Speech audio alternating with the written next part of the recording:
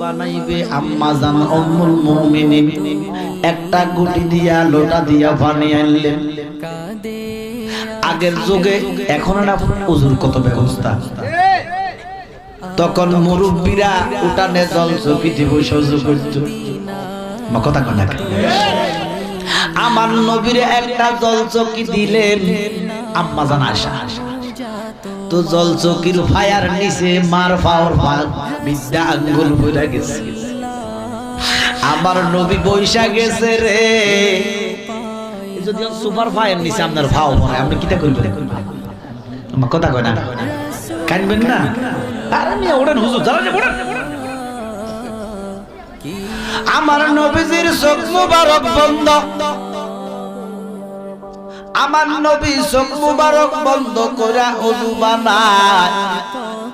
আমার মা আয়েশা পানি ঢালতেছে, ওযু শেষ, নবী চোখ মুবারক খুলে দেখতেছে মা আয়েশার চোখ মুবারক পানি। আমার নবী ডাক দিয়া কয়, আয়েশা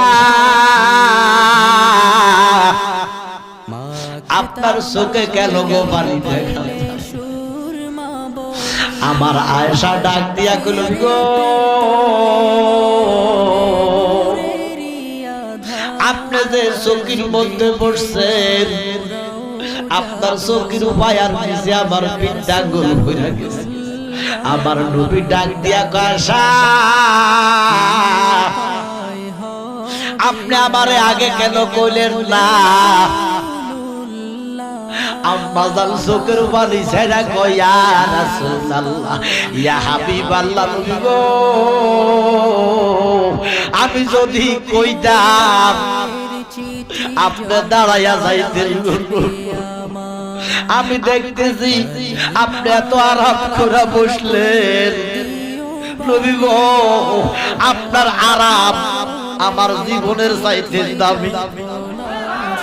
নবী গো আপনি যে আরাম করে বসছেন, আমি যদি কইতাম ইয়া রাসূলুল্লাহ, নবী গো ইয়া হাবিবাল্লাহ, নবী গো আপনার জল চকির নিচে আমার ভাও আপনি দাঁড়াইয়া যাইতেন, আপনি আমার আরামের ব্যাঘাত হইয়া যাইতো।